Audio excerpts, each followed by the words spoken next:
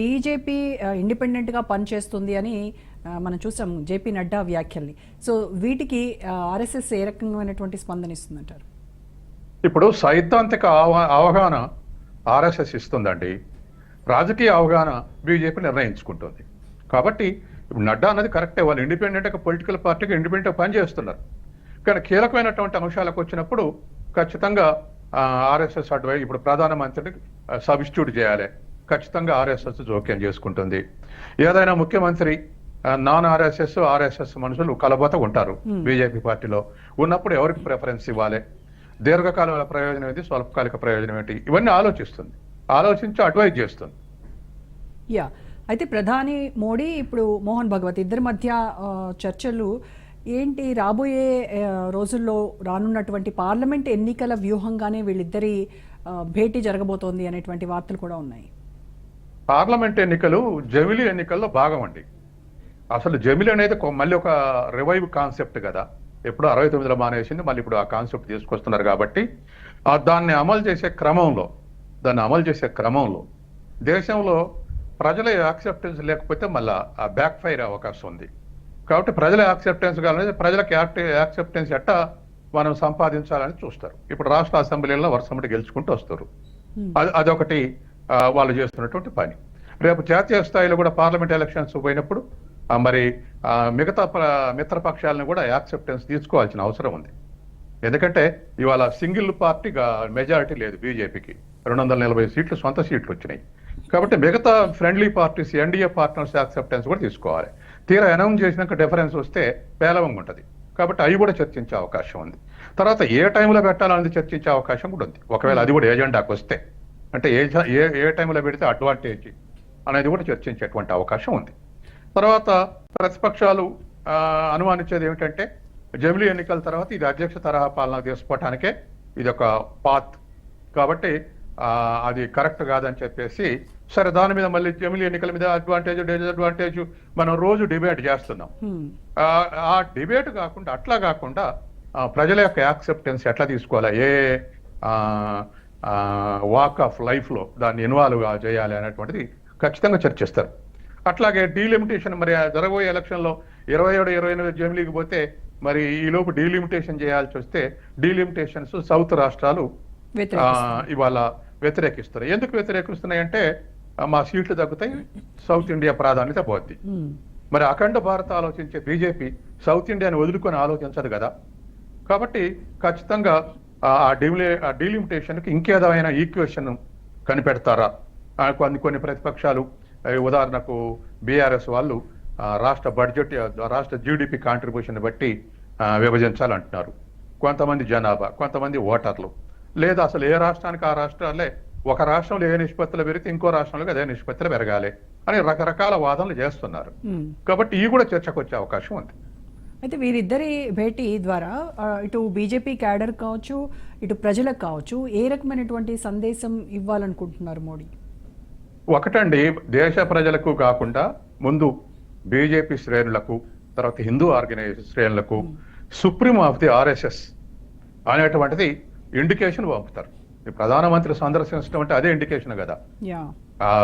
RSS head quarters సందర్శించడం, ప్రధానమంత్రి లాంటివాడు పోయి ఆర్ఎస్ఎస్ అధ్యక్షుడితో చర్చించడం, ప్రధానమంత్రి లాంటివాడు పోయి మరి గతంలో ఆర్ఎస్ఎస్ నాయకులు హెగ్డేవార్ కానీ మిగతా వాళ్ళ సమాధాలు సందర్శించడం, ఇవన్నీ కూడా ఆ యాక్సెప్టెన్స్ లో వచ్చేటువంటి విషయాలు. కాబట్టి ఇవి ముందు ఇండికేషన్స్ పోతాయి అన్ని హిందూ ఆర్గనైజేషన్స్. ఎవరైనా ఆర్ఎస్ఎస్ ఆదేశాలకు లోబడి ఉండాల్సిందే, పనిచేయాల్సిందే అనేది. తర్వాత ఏ మేరకు పనిచేస్తారు ఏమిటి అంటే మాటకు ప్రభుత్వంలో జోక్యం చేసుకుంటే కొంత వ్యతిరేకత వచ్చే అవకాశం ఉంది. కాబట్టి దీర్ఘకాలిక వ్యవహారం, స్వల్పకాలిక వ్యవహారాలు చర్చించుకొని మిగతాది ఈ డైరెక్షన్ లో వాళ్ళ పార్లమెంటరీ కమిటీ, వాళ్ళ జాతీయ కార్యనిర్వాహక వర్గంలో చర్చించే అవకాశం ఉంటుంది. ఎస్, మీరు అన్నట్టుగా ఇప్పుడు బీజేపీ ఆర్ఎస్ఎస్ సంబంధము భారత్లోని మిగతా హిందుత్వ అనుబంధ సంస్థలు ఉన్నాయి, వాటిపైన ఎటువంటి ప్రభావం పడుతుంది? ఇంకా వాటి మీద ప్రభావం పడేదే లేదు, ఫాలో కావాల్సిందే. ఎందుకంటే ఒక్కొక్క ఆర్గనైజేషన్ పర్పస్ ఒక్కొక్కటి, చాలా ఉన్నాయి, వందల కొద్ది ఆర్గనైజేషన్స్ ఉన్నాయి. ఒక్కొక్క ఆర్గనైజేషన్ ఒక్కొక్క ఆబ్జెక్టివ్ తోటి స్థాపించారు. కాబట్టి అందులో పొలిటికల్ ఆబ్జెక్టివ్ ఏమిటంటే బీజేపీ, ఆర్ఎస్ఎస్ ఉన్న పొలిటికల్ ఆబ్జెక్టివ్స్ బీజేపీ ద్వారా సాధించాలి. అట్లాగే మిగతా ఆర్గనైజేషన్స్ ఉన్నాయిగా, వాటికి ఒక్కొక్క దానికి ఒక్కొక్క ఆబ్జెక్టివ్స్ ఉన్నాయి. Hmm. కాబట్టి ఇప్పుడు అన్ని ఆర్గనైజేషన్స్ కూడా మరి పరిపాలించేది బీజేపీ అధికారంలో తీసుకురావడం కోసమే పనిచేస్తాయి. కాబట్టి ఏదైనా ఎలక్షన్స్ వస్తే, ఏదైనా కార్యక్రమం వస్తే బీజేపీ సక్రమంగా ఉండాలిగా నడవడిక, Hmm. దానికి వీళ్ళు అడ్వైజ్ చేస్తారు. ఆర్ఎస్ఎస్ ఆర్గనైజేషన్ అడ్వైజ్ చేస్తుంది. ఓకే. అయితే వీళ్ళ భేటీలో బీజేపీ కొత్త అధ్యక్షుడుగా ఆర్ఎస్ఎస్ మూలాలు ఉన్నటువంటి వ్యక్తినే నియమించాలి అనేటువంటి ఒప్పందం ఏమన్నా ఉంటుందా అనేది కూడా దాన్ని ఒప్పందం అనగాని చర్చిస్తారు. Yeah. ఖచ్చితంగా చర్చిస్తారు. మంచి చెడులు కొత్త అధ్యక్షుడు నియమించేటప్పుడు మంచి చెడులు చర్చించే అవకాశం ఉంది. దేశవ్యాప్తంగా బీజేపీ నాయకుడే దేశ పార్టీ అధ్యక్షుడు ఏంటి అనుకోండి, ఎక్కువ ప్రజల యాక్సెప్టెన్స్ ఉంటుంది అనుకుంటే ఆర్ఎస్ఎస్ గాలని వాళ్ళు కూడా యాక్సెప్ట్ చేయొచ్చు. తర్వాత ఆర్ఎస్ఎస్ అఫిలియేషన్ లేకుండా జాతీయ స్థాయికి ఎదగటం అనేది కొద్దిగా కష్టమైనటువంటి విషయం. కాబట్టి జనరల్గా బీజేపీలో చేరిన తర్వాతనైనా ఆ ప్రిన్సిపల్స్ యాక్సెప్ట్ చేసి ఆర్ఎస్ఎస్ ఓరియంటేషన్ నేర్చుకుంటారు. లేదా ఆర్ఎస్ఎస్ చిన్నప్పటి నుంచి సంబంధాలు ఉంటే ఆర్ఎస్ సంబంధాలు ఉన్నటువంటి వ్యక్తి అయినా జాతీయ అధ్యక్షుడు కావచ్చు. కాబట్టి ఆ మొత్తం మీద అటువంటి ఇంపార్టెంట్ అకేషన్ ఏది జాతీయ అధ్యక్షుడిని నియమించేటప్పుడు కూడా చర్చించే అవకాశం ఉంది. ఓకే. అలాగే దేశంలో ఉన్నటువంటి మిగతా జాతీయ పార్టీలు కావచ్చు, ప్రాంతీయ పార్టీలు కావచ్చు, వీరిద్దరి భేటీని ఏ రకమైనటువంటి అంచనా వేస్తారు?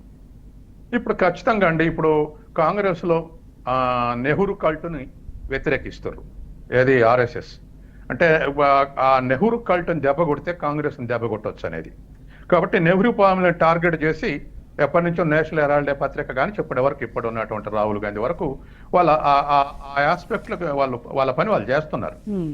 కాబట్టి అట్లాగే సర్దార్ పటేల్ కాంగ్రెస్ మనిషి అయినా, కాంగ్రెస్ నాయకుడైనా, ఉప ప్రధాని అయినా ఓన్ చేసుకోవడానికి ప్రయత్నం చేస్తారు.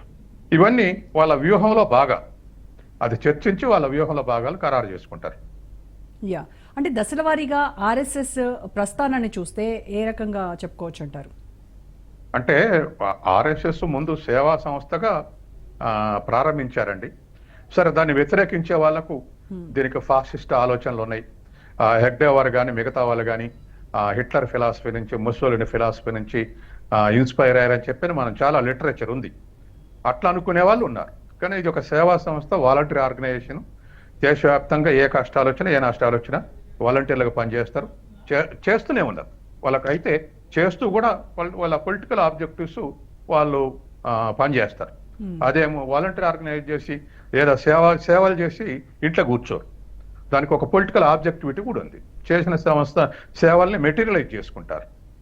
యా, అంటే మీరు అన్నట్టు ఇప్పుడు ఆర్ఎస్ఎస్ భావజాలాన్ని వ్యతిరేకించేటువంటి వాళ్ళకి ఈ మీటింగ్ కొంత పంట కింద రాయిలాగా మారేటువంటి అవకాశం ఉందంటారా? ఖచ్చితంగా స్టేట్మెంట్లు ఇస్తారు. రేపు ఎల్లుండే స్టేట్మెంట్లు ఇస్తారు. ఈ ఏదన్నా బీజేపీ కొద్దిగా అగ్రెసివ్ స్టెప్ ఇస్తే ఇది ఆర్ఎస్ఎస్ ఆదేశంతో ప్రైమ్ మినిస్టర్ చేసిండు అని చెప్పేసి ఇస్తారు. వస్తుంటాయి అవి సహజమే. స్వాతంత్రం వచ్చిన కాంచి కూడా ఈ డిబేట్ నడుస్తున్నాయి. ఇది కొత్త డిబేట్ కాదు. ఆర్ఎస్ఎస్ వర్సెస్ ఇతర సెక్యులర్ ఫోర్సెస్ ఈ డిబేట్ నడుస్తూనే ఉంది. యా, అంటే వాటిని తిప్పికొట్టడం బీజేపీకి అంత పెద్ద కష్టమైన పని ఏం కాదేమో అలాంటి స్టేట్మెంట్. ఖచ్చితంగా ఇప్పుడు మనం అదే అనుకోవాలి కదా. గత 70 ఏళ్లుగా ఈ డిబేట్ లో ఇప్పుడు ఆర్ఎస్ఎస్ కానీ బీజేపీ కానీ అప్పర్ హ్యాండ్ అయింది కదా. అంటే ఖచ్చితంగా ఇది ఒక ఇండికేషనే కదా. అంటే మిగతా శక్తుల్ని కార్నర్ చేయగలిగారని. కానీ ఏదేమైనా ఇప్పుడున్నటువంటి స్థితిలో 50-50 డి అనేటువంటి స్థితిలో ఈ డిబేట్ కొనసాగుతుంది.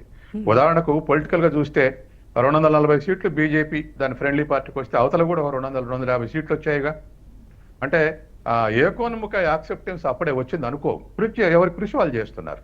యా.